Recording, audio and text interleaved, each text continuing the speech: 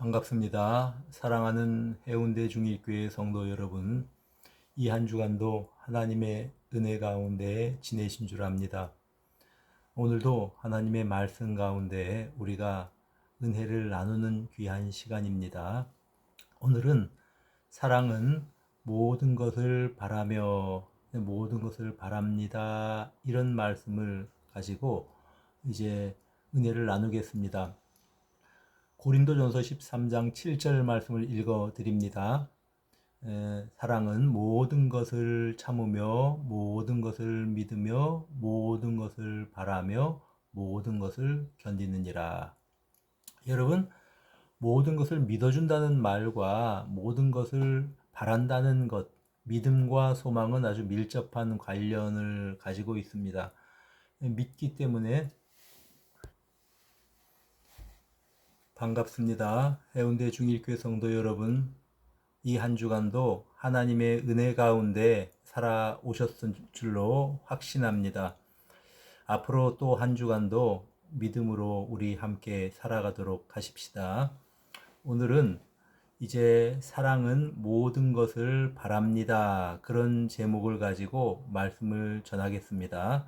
먼저 고린도전서 13장 7절 말씀을 다시 한번 읽어 드립니다. 모든 것을 참으며 모든 것을 믿으며 모든 것을 바라며 모든 것을 견디느니라. 모든 것을이라고 표현을 합니다. 사랑이 가장 적극적인 개념이라는 것이죠. 그래서 모든 것을 참고 모든 것을 믿고 모든 것을 바라고 모든 것을 견딘다. 여러분, 믿는다는 것과 바란다는 것, 믿음과 소망은 아주 밀접한 관계를 가지고 있습니다. 믿기 때문에 소망합니다. 소망하기 때문에 또한 믿는 것입니다. 우리가 이 성경에서 혹은 기독교에서 말하는 소망은 이거는 단순히 내가 원하는 것, 바라는 것, 나의 소원에서 시작되는 것이 아닙니다.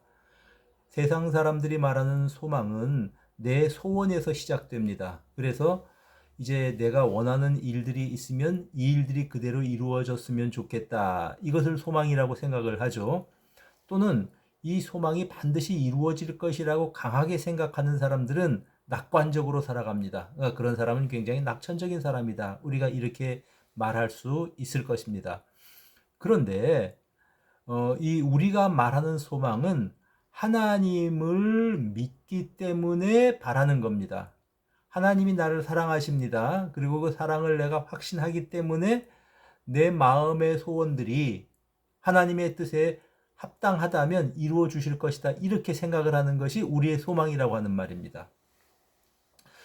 여러분, 빌립보서 1장 6절에 바울 사도는 빌립보 교인들을 위한 그런 소원을 이렇게 표현을 합니다. 너희 안에서 착한 일을 시작하신 이가 그리스도 예수의 날까지 이루실 줄을 내가 확신하노라. 여러분, 자, 착한 일을 시작하신 하나님이 계십니다. 그리고 그 하나님께서 이제 그 빌립보 교회 교인들을 하나님의 뜻대로 이루어 가실 것입니다. 이것을 확신하는 것입니다. 이것이 바울의 소망입니다. 사실 빌립보 교회는 나름대로 문제가 많은 교회였습니다. 서로가 시기하고 질투합니다. 서로 머리가 되려고 다툽니다. 그런 교회를 향하여서 바울 사도가 막 마음이 아파서 기도하고 그들을 권면하고 하는 와중에 이제 감옥에서 쓰여진 편지가 빌립보서 아닙니까? 그런데 그 현재의 모습은 그렇지만 바울 사도는 고백하기를 너희 안에서 착한 일을 시작하신 분이 내가 아니고 하나님이시다라는 겁니다. 그래서 그리스도 예수의 날까지 이루실 것을 우리들은 확신하고 있다는 것입니다. 그러니까 하나님이 그들을 사랑하신다는 것이 소망의 근거죠. 또 하나님이 신실하시다고 하는 것이 소망의 근거지요. 그래서 우리의 소망은 하나님과 떼어놓고 생각할 수가 없는 것입니다. 로마서 8장 28절에 바울 사도가 이렇게 고백을 합니다.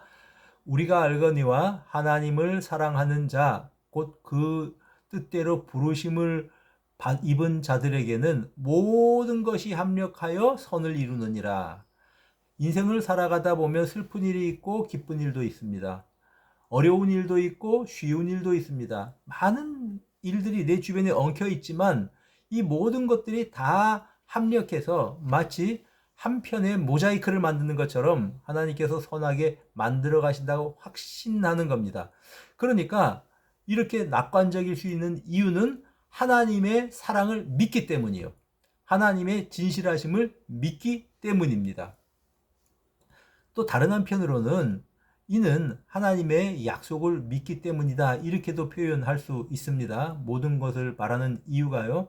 자, 아브라함이 큰 민족을 이루게 될 것이라고 약속을 받았습니다. 그런데 막상 자기는 아들이 없습니다. 자기 아내는 아브라함보다 10살이 어렸는데 더 이상 아기를 가질 수 없는 나이가 되었습니다.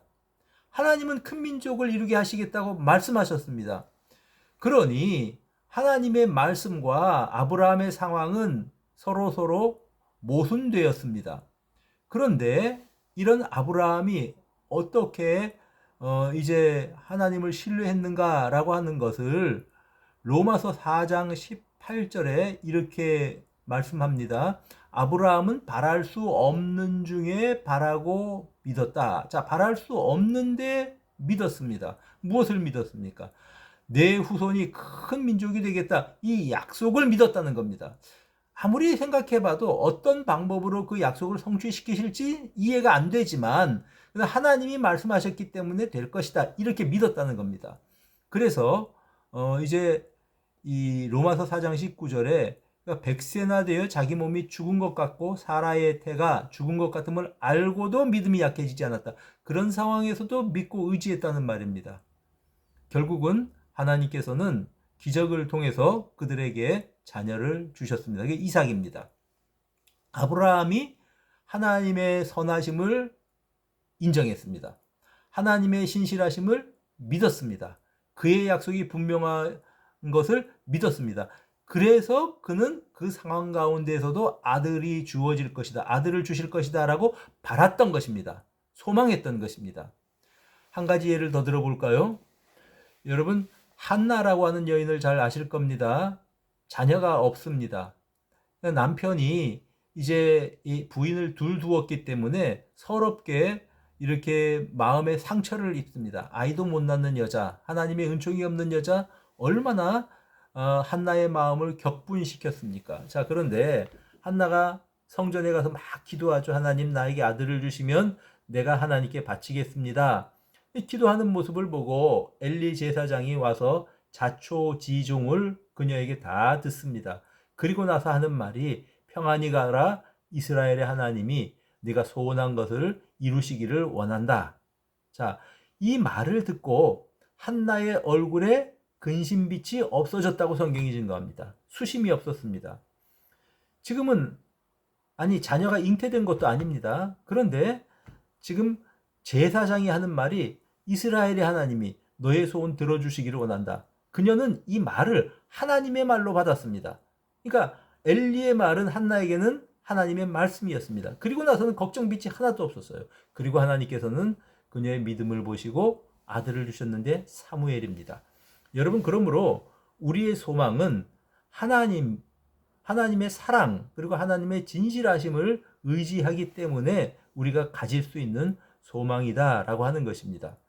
이것을 믿기 때문에 환난 중에도 우리는 기뻐합니다. 결국은 선하게 만드실 것이니까요. 로마서 5장 3절에 다만 이뿐 아니라 우리가 환난 중에도 즐거워하나니 환난은 인내를, 인내는 연단을, 연단은 소망을 이루는 줄을 알미니라. 여러분, 환난 중에도 즐거워합니다. 결국은 이 환난을 통해서 하나님께서 나를 만들어 가실 것이고, 지금은 환난을 당하지만 이제 하나님께서는 환난이 끝나고 나면 아주 평온한 바다를 항해하는 것 같은 그런 날들을 나에게 허락하실 것이고, 이것이 감사의 제목이 될 것입니다. 그래서 환난 중에도 즐거워하는 것입니다. 나를 만들어가는 과정이기 때문에 그렇게 고백을 하는 것입니다. 여러분, 그러므로 사랑은, 하나님에 대한 사랑은 모든 것을 바랄 수 있게 만들어주는 것입니다. 또 한 가지, 우리가 어떤 대상을 사랑할 때는 그 사랑에 대해서 끝까지 기대를 저버리지 않습니다. 지난주에 말씀을 드렸지만 누가복음 15장에 나오는 집 나간 아들을 기다리는 아버지 심정을 생각해 보십시오. 천하의 불효자죠. 아버지 유산을 돌아가시지도 않았는데 달라 그러는 이런 천하의 못된 아들이 어디 있습니까? 그리고 또 먼 나라에 가서 아버지 재산을 다 탕진해 버립니다. 죄를 짓습니다. 악하게 살았습니다. 결국은 거지가 되었습니다. 좋은 것들 다 잃어버렸습니다. 그리고 나서 갈 데가 없어서 다시 아버지의 집으로 돌아오는 아들입니다. 아버지가 볼 때는 아버지는 그렇게 생각하지 않았습니다. 내 아들이 우리 집을 떠났지만 언젠가는 돌아올 것이다. 내 아들을 하나님께서는 그냥 두지 않으실 것이다. 그의 마음을 바꾸어 주실 것이다. 나는 내 아들이 어떤 상황이라고 할지라도 나는 그 아들을 사랑한다. 사랑하기 때문에 아들에 대해서 기대하는 것입니다. 이것이 아버지의 사랑입니다. 여러분, 이제 남편이 술망나니로 사는 어떤 남편을 둔 그런 여인들도 이제 많이 있었습니다. 요즘도 뭐 물론 그런 사람들이 있지만요. 자, 그러면 소망이 없어요, 여자가. 근데 어떻게 합니까? 예수를 믿게 되었고 하나님을 알게 됩니다. 그러면 새벽마다 나와서 남편을 위해서 기도합니다. 하나님, 내 남편을 좀 변화시켜 주십시오. 남편이 변화될 수 있는 그러한 조짐은 조금도 보이지 않습니다.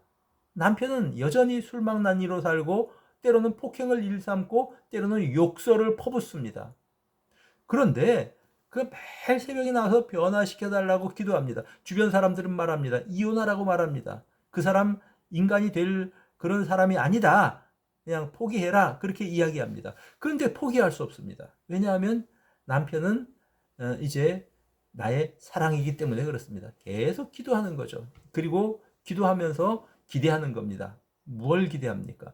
하나님께서 내 남편을 변화시켜 주실 것이다. 이것을 기대하는 것입니다. 사랑하기 때문에 기대하는 것입니다. 사랑은 모든 것을 바라는 것입니다. 네덜란드의 전도자였고 또 이제 유대인들을 도왔다고 하는 그런 죄 아닌 죄 때문에 어떤 나치 독일 치하에서 가진 고생을 겪었었던 여인이 있습니다. 코리텐붐 여사죠. 이분이 이런 유명한 말을 했습니다. 기차가 터널 속으로 들어가게 되었을 때에 어두워졌다고 해서 기차표를 내버리거나 기차에서 뛰어내리면 안 됩니다. 조용히 앉아서 기관사를 믿고 기다리십시오. 그러면 언젠가 저 터널의 끝이 보이기 시작하실 할 것이고 그리고 더 시간이 지나면 밝은 햇볕이 비추는 그런 세상 속으로 나가게 될 것입니다. 여러분, 공포와 절망 가운데 살아가는 그런 우리 인생 가운데 때로는 터널을 지나는 것 같은 암흑의 때가 있을지라도 포기해서는 안 된다는 것입니다. 왜냐하면 기차를 운전하는 기차를 이제 움직여가는 기관사가 있듯이 내 인생의 기관사는 하나님이시기 때문에 그렇습니다. 그분이 나를 사랑하십니다. 나를 선하게 보고 계십니다. 이를 믿기 때문에 우리는 하나님의 일하심을 바라는 것입니다. 사랑은 모든 것을 바라는 것입니다. 하나님을 믿기 때문에 모든 것을 포기하지 않고 바랄 수 있는 것이 사랑입니다. 이 한 주간도 이제 하나님이 하실 일들을 기대하면서 살아가는 여러분 모두가 되시기를 바랍니다. 하나님 아버지, 바랄 수 없는 가운데 바라고 소망했었던 믿음의 선배처럼 우리 하나님을 의지합니다. 또 하나님의 사랑을 믿습니다. 그래서 우리가 주변의 어떤 상황이라도 우리들이 다 이제 이 상황을 받아들이고 기대하는 그런 믿음의 사람들, 소망의 사람들이 다 되게 하옵소서. 남편을 향한, 아내를 향한 기대와 자녀들을 향한 기대가 우리 하나님 믿음 안에서 이루어지게 하셔서 가정이 하나님의 통치가 충만한 가정들 될 수 있도록 함께하여 주시옵소서. 주 예수 그리스도 이름으로 기도드립니다. 아멘. 감사합니다.